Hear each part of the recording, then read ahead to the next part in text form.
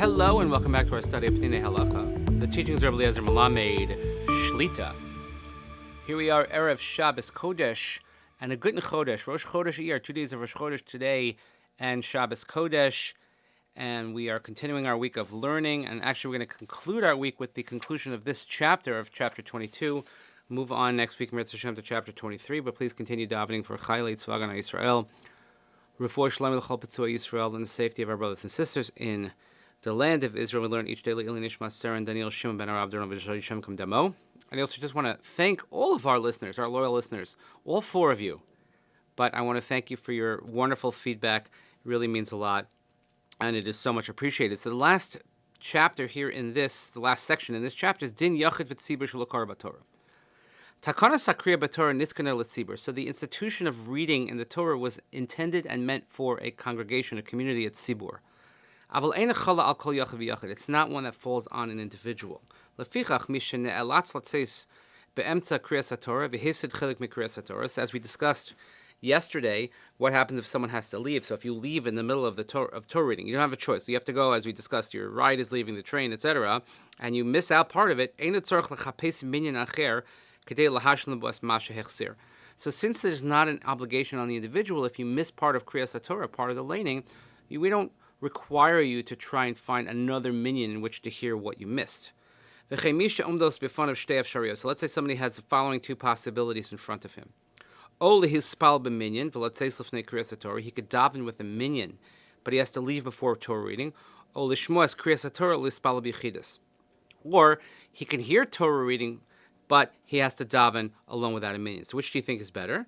So the Rav says, Adav she'ispal b'minyan. It's better, of course, that he should daven, do the davening with a minyan, ki mitzvah al yachid le'ispal b'minyan, because there is a mitzvah, there is a command and an obligation on the individual to pray with a minyan. V'il Keriat HaTorah hi mitzvah al tzibur v'lo al yachid. However, Torah reading is a public commandment. It's on the congregation, it's on the tzibur, and not on the individual.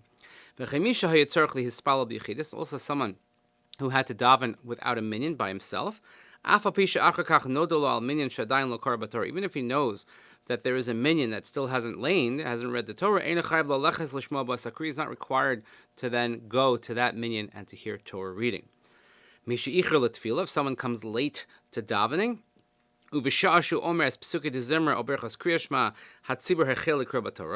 and while he is saying the earlier parts of davening, is catching up, he's saying Pesukei D'Zimra, or he's saying the parts of Kriya Shema, and then they start laning. If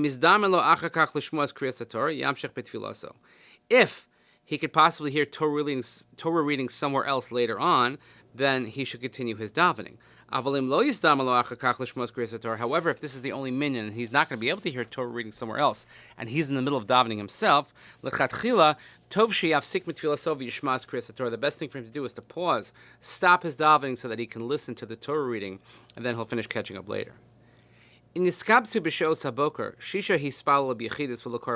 say you have no minyan, and there's 6 people that are waiting for the minyan. So 6 people are there, and they daven by themselves, and there was no laning, obviously. And 4 people show up. Even though they daven, certainly you're able to lane, even though they can't daven, since the 6 have already davened.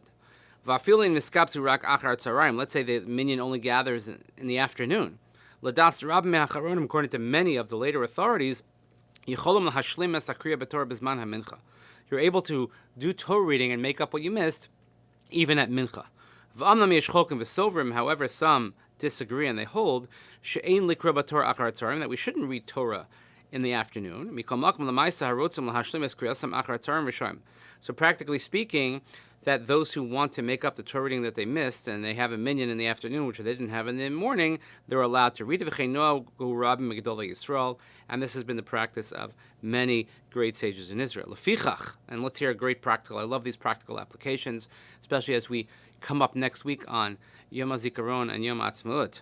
Minyan shel chayalim on Hashim shoy b'nesia. Let's say you have a minyan of soldiers or people that were traveling, and they didn't have a Torah available to them. Either they were on a plane or they were in the field or whatever it might be. And in the afternoon, the minyan has access to a Sefer Torah. So then certainly they could take out a Torah in the afternoon and they could lane what they were unable to do in the morning. services. So this brings us to a conclusion of this small chapter, but also the entirety of chapter 22. And by the way, just to point out that in Hilchas Tefillah alone that we've been doing for quite a while now, we just passed yesterday episode 200. So we did 201 episodes just on Tefillah, and we're going to come to an end to this sefer. And I'll take any suggestions if anybody has a topic they want to see in Peninei Halacha next, as we are approaching, I think, almost 650 total episodes.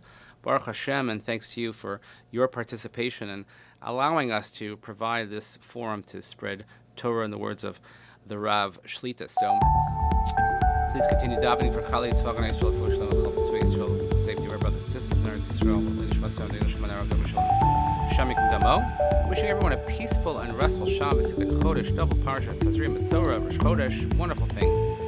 Have a great Shabbos. We'll see you here next week. And thanks again.